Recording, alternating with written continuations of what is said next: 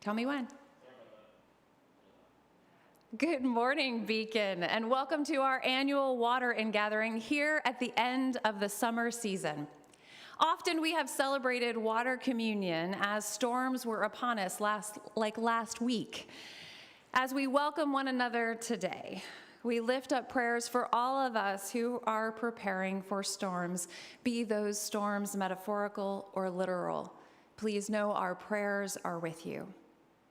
As we go into our water communion this morning, I invite you right now to go and get some water, like I have right here, so that you can be a part of the blessing later in the service.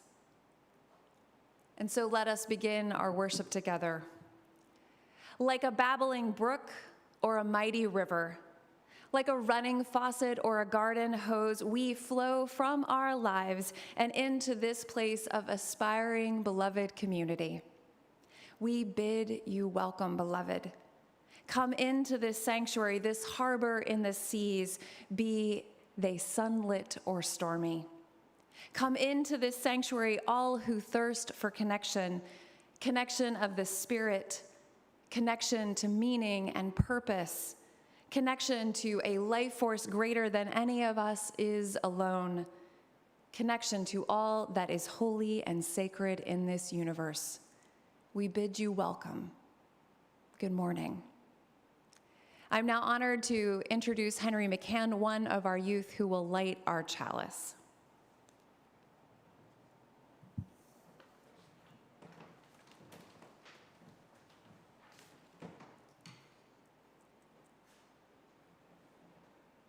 A new day, new year. From the strength of our histories and the release of regret, we begin with the gift of one more moment on this blue boat home. Light, show us the way toward compassion, connection, and the creation of beloved community.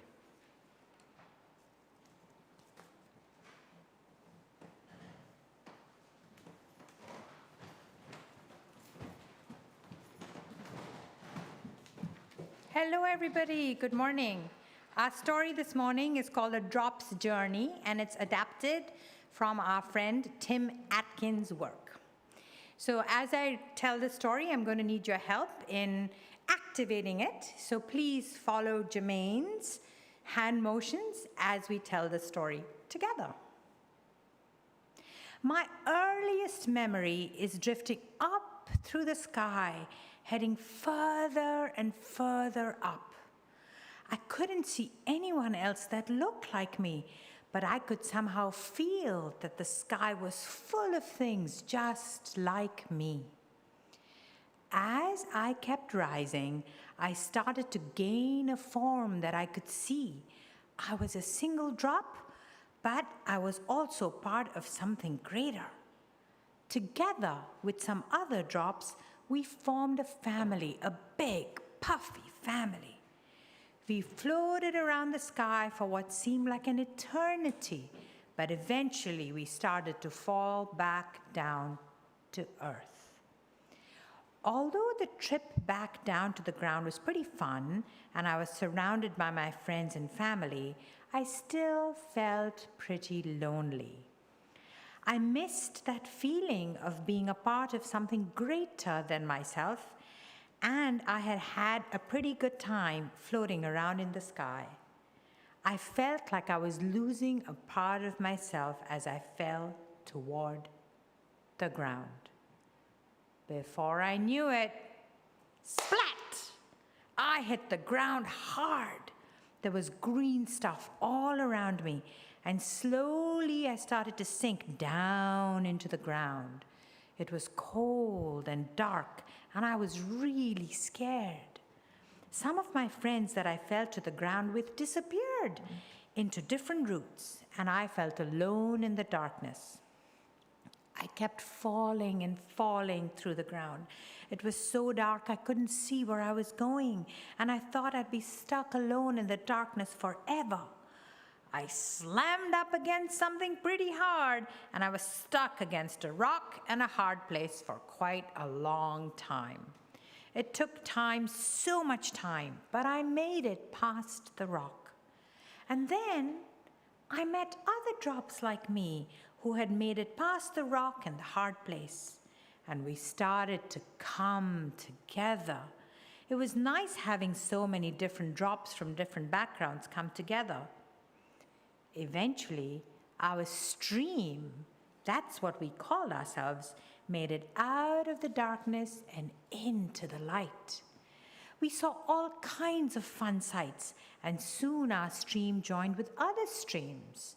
We weren't worried about losing each other because we found even more friends along the way.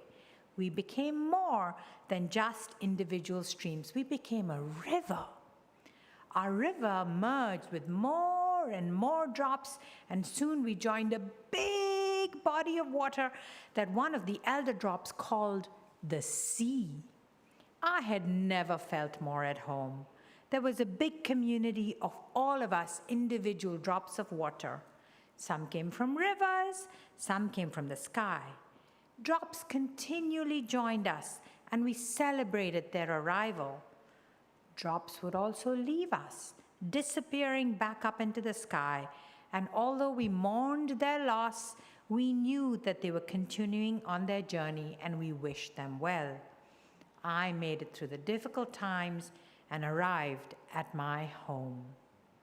In our story, the drops of water come from different streams to find a community together when they merged into a river and later the sea. When two sources of water merge, it's impossible to tell which water came from which source. A true community is formed. We all come from different places and different experiences, but when we unite as a community, we are inseparable. Here ends our story.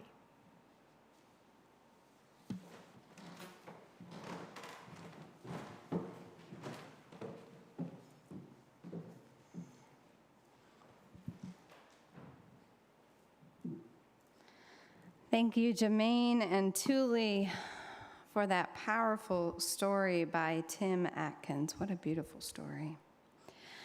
I invite you now for this time of meditation, which will also be our water blessing, to take that little bit of water that Reverend Emily invited you to get at the beginning of our service. And if you didn't hear it because you were getting your coffee or tea, no worries, you have time now.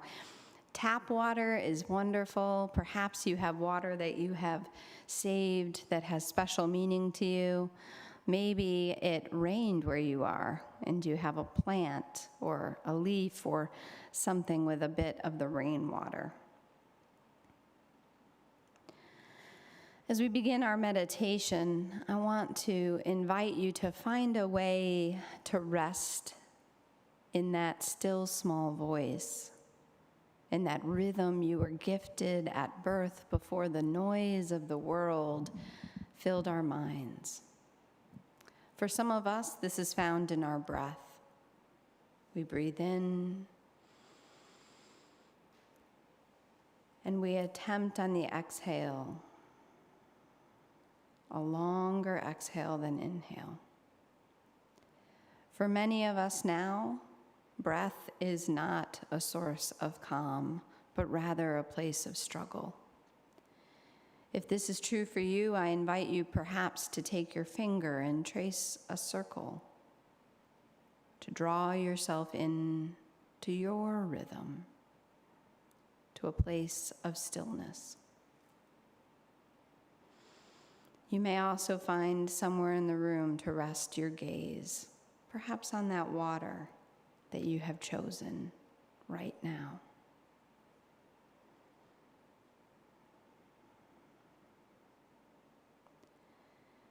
Here, as we find our rhythm, consider this water before you as well as the water within you. At the molecular level, this is all the water that has ever been on this blue boat home. This is the water carried in the bodies of our spiritual ancestors and literal ancestors. In every achievement and in every regret, this same water that nourishes our bodies nourished theirs.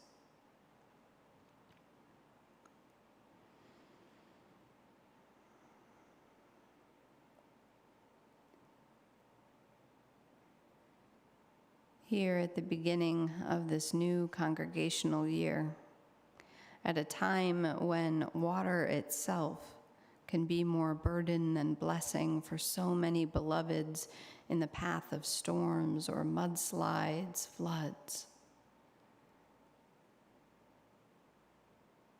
Here now, with all that is uncertain, I invite you to call to mind a spiritual ancestor, someone who has inspired your life. It may be someone you're related to or someone you have never met,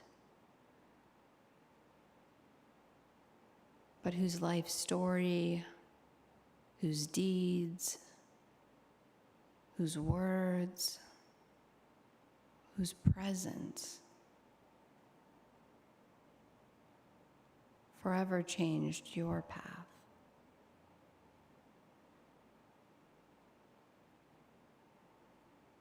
Call to mind how this person makes you feel. If it's someone you know, consider the sound of their voice, the way that they moved. Maybe a favorite thing that they would wear.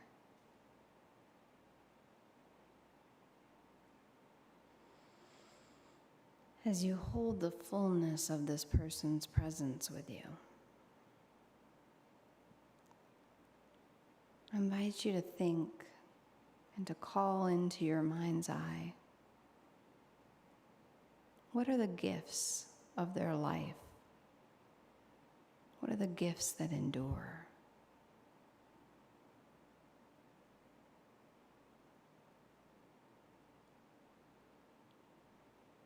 Were they kind, compassionate? Were they courageous, determined?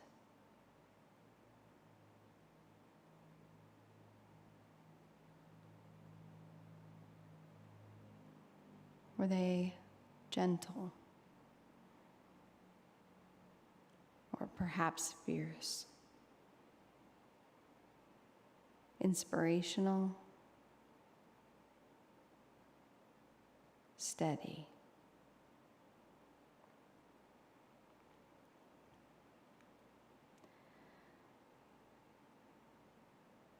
Holding those qualities, I want you to imagine yourself pouring them in to the water that you're holding or that is somewhere near you.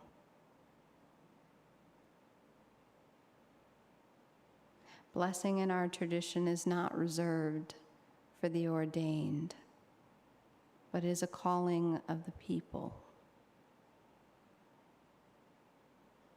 And so here now together, we bless these waters with the strength of our spiritual ancestors.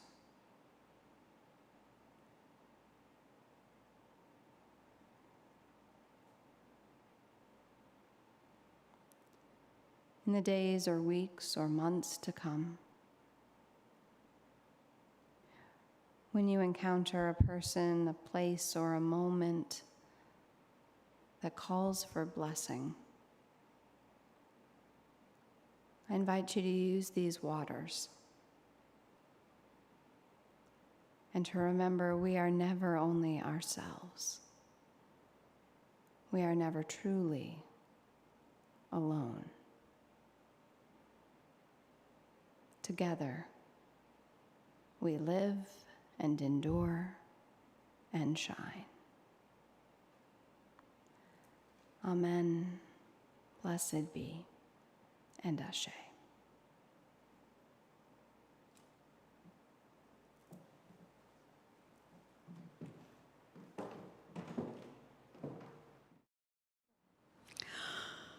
Good morning, Beacon. My name is Kathy Menendez, and I serve our congregation as a chaplain. Each Sunday, we hold together the fullness of life through our weekly candle lighting so that we may hold each person's sorrow or joy as a community. If you are struggling today, be it physical, mental, emotional, or existential, and you'd like us to light a candle for you, I invite you to put your hand on your heart or write your name in the chat.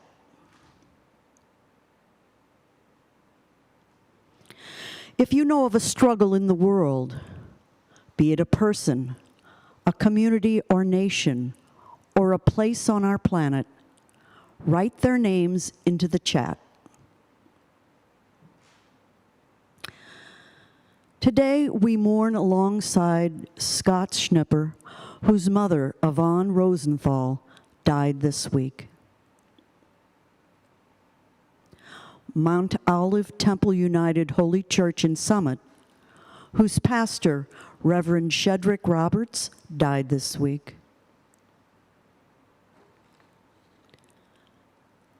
And the families and communities of 13 U.S. troops and 60 Afghan civilians who died this week in an attack.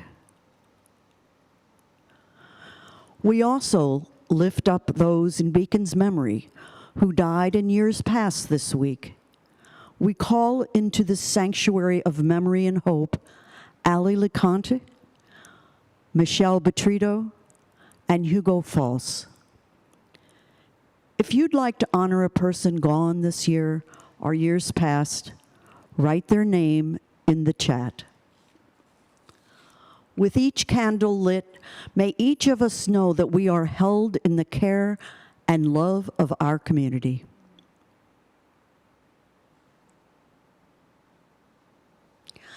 This week, my youngest granddaughter turned 5.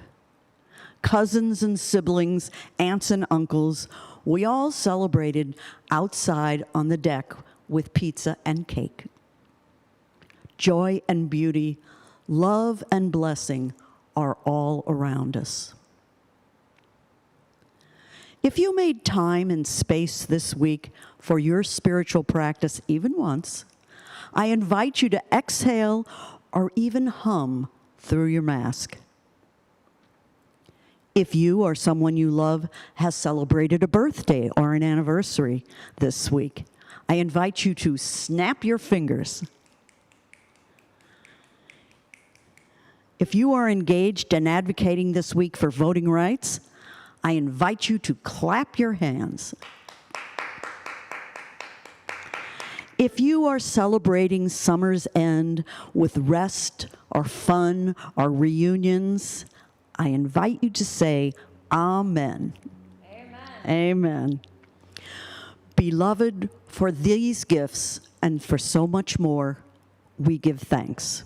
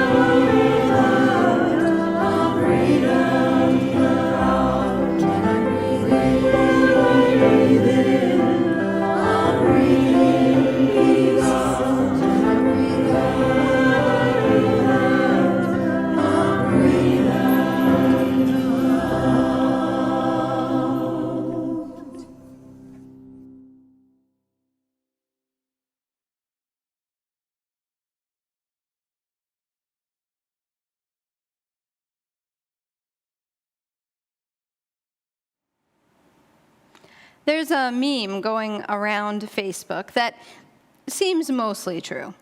It reminds us of some things that perhaps we haven't heard about that also occurred in 2020. We are told that in the year 2020, the ozone over Antarctica closed. Germany turned 62 military bases into nature preserves. After 100 years and near extinction, blue whales returned to the Atlantic Ocean. In Africa, polio was eradicated. Kazakhstan became the 88th country to abolish the death penalty. Saudi Arabia and Palestine banned child marriages, and the number of victims of terrorism decreased for the 5th year in a row. These are not silver linings to a hard and painful year, some trick of hand, but rather truths that ran through the same days and weeks and months of struggle. For the last 17 months, in some form or another, each of us has had massive changes in relationships, some chosen and some not. We have lost loved ones. Some of us have contracted COVID-19, some still experiencing what is now called long-haul syndrome. We moved, changed jobs, were alone for days and weeks, or we were with the same set of people or person in a new way that we never imagined. As my 7-year-old daughter Ella said at the dinner table about 5 months into the pandemic, "I want to be with people, just not you people." All jokes aside, some of us were stuck in really toxic and dangerous relationships, while others, in the midst of social distancing, discovered the release from daily microaggressions and the distance from relationships that were causing harm. And for a good many people at some level, this pandemic magnified what mattered and to some extent dissolved what didn't. I've been thinking about that koan about emptying.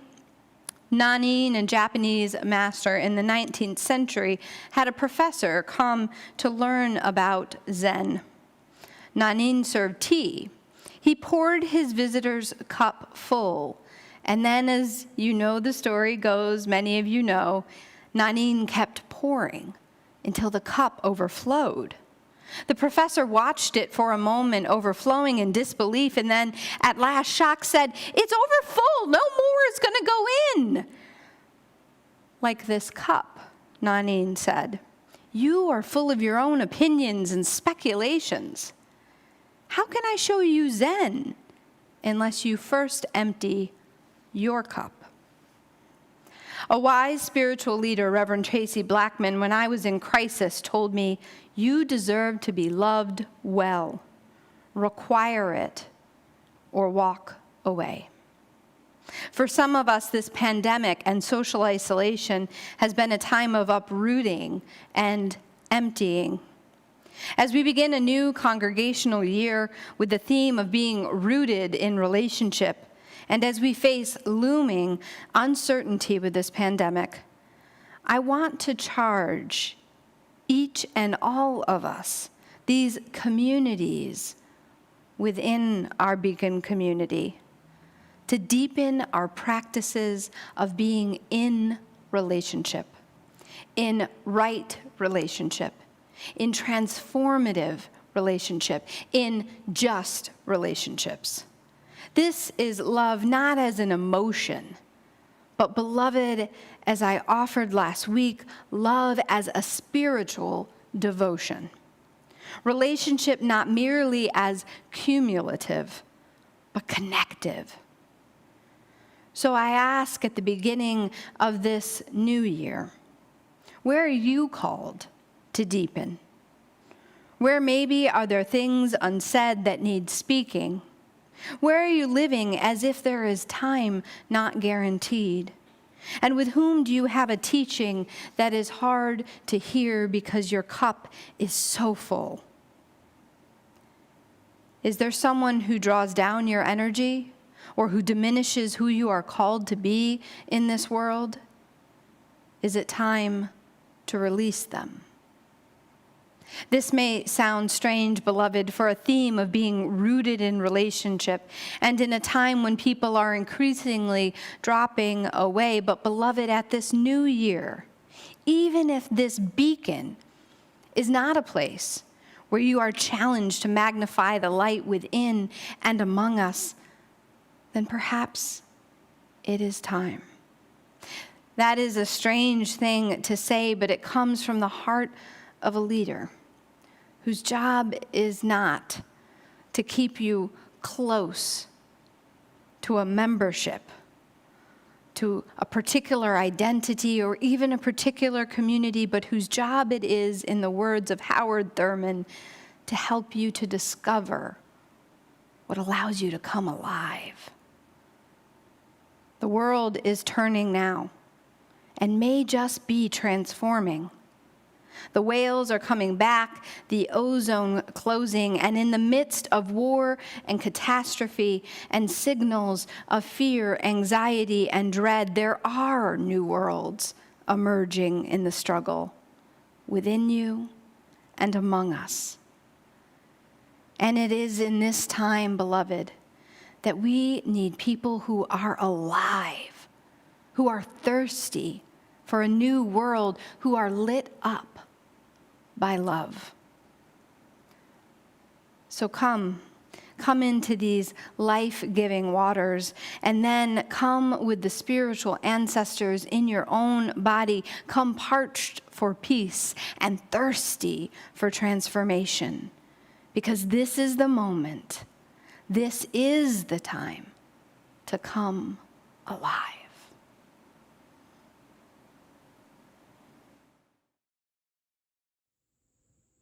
Good morning. My name is Eric Solberg. I started coming to Beacon because of the community of people here, the wonderful music, and the thought-provoking sermons. Several congregants have become close friends of mine. I have stayed, however, for over 20 years for these same things, but even more so for the opportunities to be involved in rich, meaningful ways that are the mission of Beacon. Although retired now, my career was in educating children and adolescents with intensive special needs. The Beacon RE director, at the time I joined, spoke to me about becoming an advisor to an RE class where the teachers needed help in meeting the needs of a student with special needs that they were including. I did so. The following September, I was asked to teach the newly formed coming of age class for 7th graders with 2 other Beacon members. These experiences were engaging and personally fulfilling opportunities to work with the youth of our congregation, whom I found to be well-spoken, caring, and engaged. I was hooked on volunteering. Following this teaching, I volunteered as a facilitator in the RE program Our Whole Lives, or OWL. This curriculum structures an environment where our 2nd, 5th, or 8th graders can make informed and responsible decisions about their relationships, sexual health, and behavior.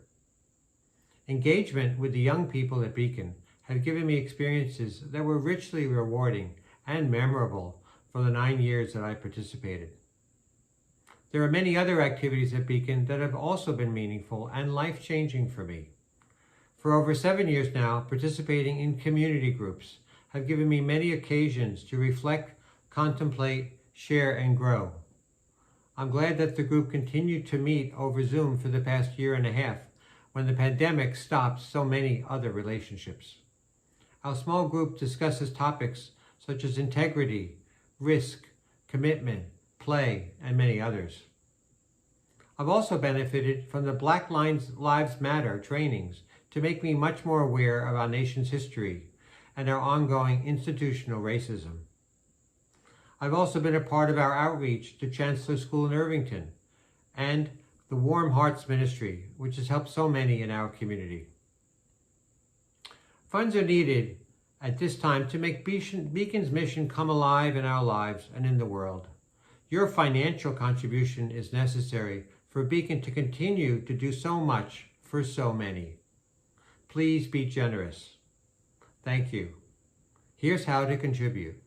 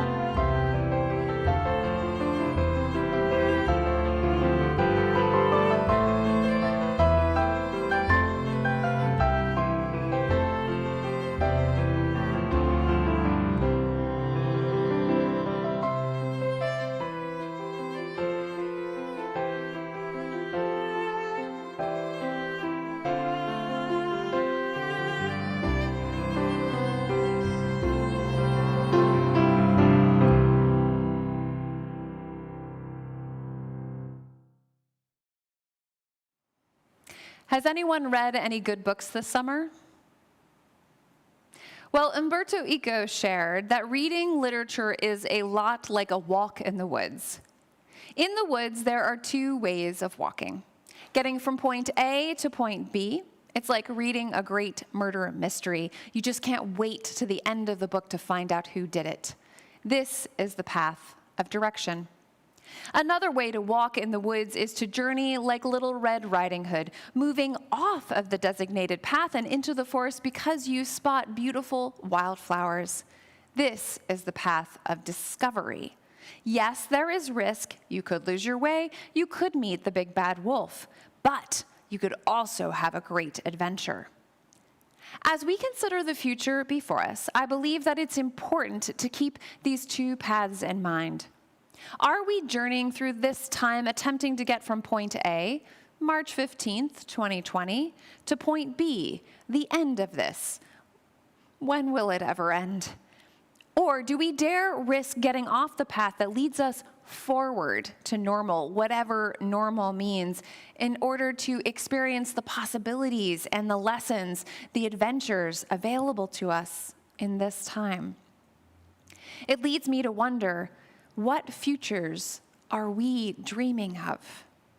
Over this past week, I went back to school, gathering with spiritual leaders and scientists, meditation practitioners, and community organizers. I attended the Futures Lab, a laboratory for imagining the futures. You heard me right, futures plural, not singular, for there is not one future alone, but many. When we imagine the futures, my facilitators shared, too often we have a poverty of imagination. We are only guided by our irrational fears. The sky is falling, which is often me, or nostalgia, getting back to our comfort zones. Our facilitators taught us the practices for creating an abundant and hopeful imagination. When we center these practices, they change not only our futures, but also our present. It's like a riddle, right? Isn't time travel always like that, hard to figure out?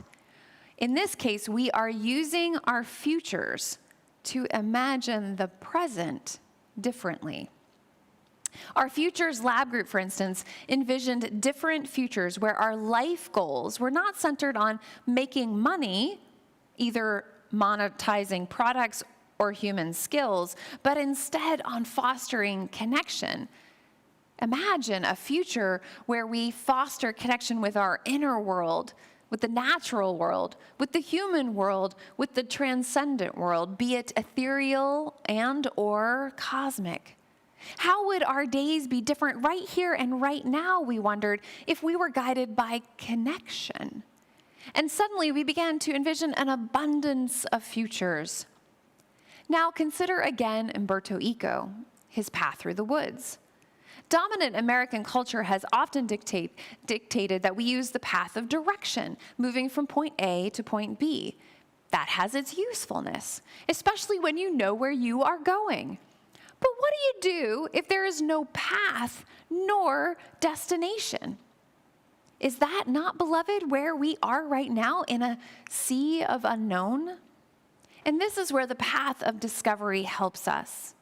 Take the pre-Celtic Imrama. These are tales of sea voyages.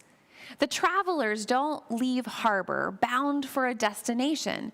They set out to row around, the literal meaning of Imram. And each leg of the traveler's journey opens that person, those people, that community up as it tests them, showing them not only what they are made of, but also the way forward. That's how they discover their futures, by sailing out into the unknown.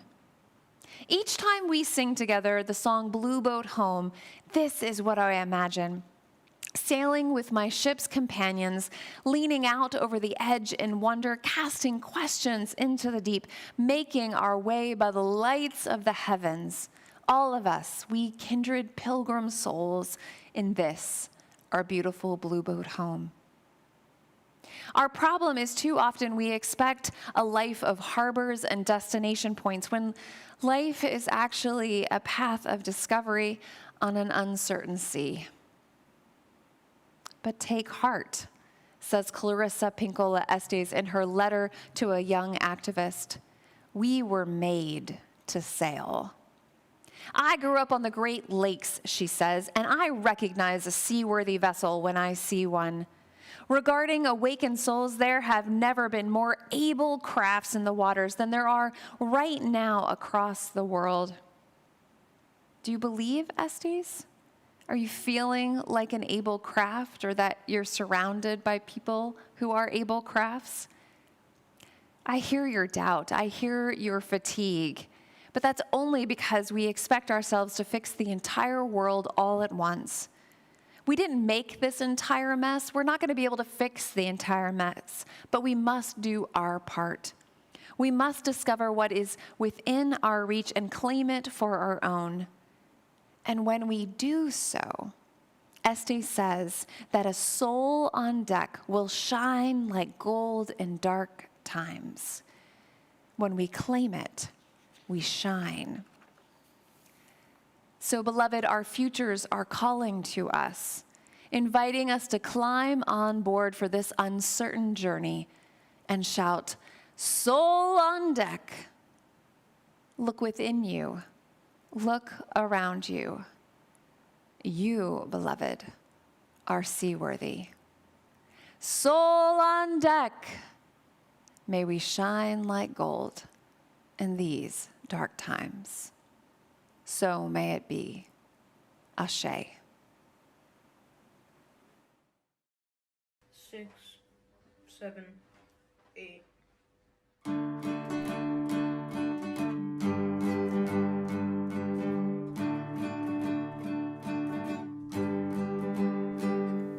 Though below me I feel no motion, standing on these mountains and plains, far away from the rolling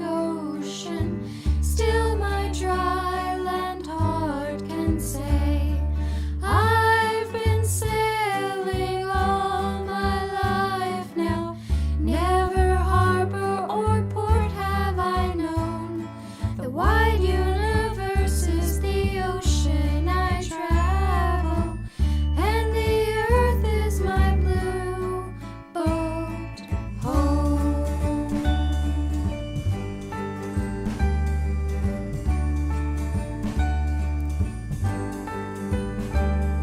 Sun, my sail, and moon, my rudder, as I ply the starry sea, leaning over the edge in wonder, casting questions into the deep, drifting here with my ship's companions, all we kindred pilgrim souls, making our way by the lights of the heavens in a beautiful blue boat home.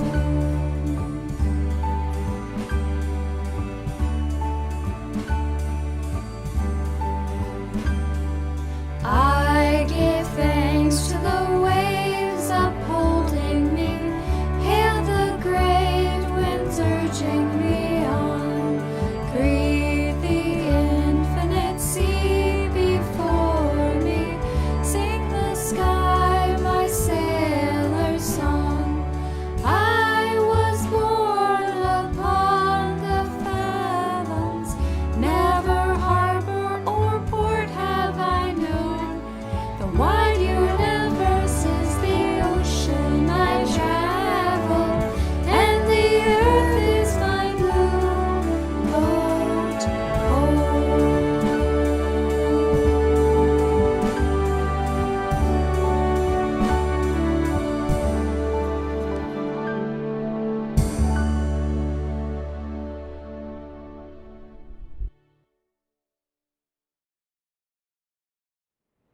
Go now from this gathered community out into service of all people, refreshed by the life-giving water that resides in all of us and sustains us, remembering that water is a human right. Listen for the parched voices of the downhearted. Search out the dry places and the arid souls, and become for them a spring of living water.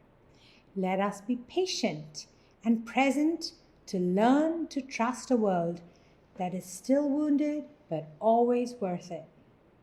Eternal Spirit, who delights in our joy, help us to wait for and open ourselves up to joy in all its forms. As we continue to move forward on this journey called life, may we remember that love can show up in ways that we might never have imagined.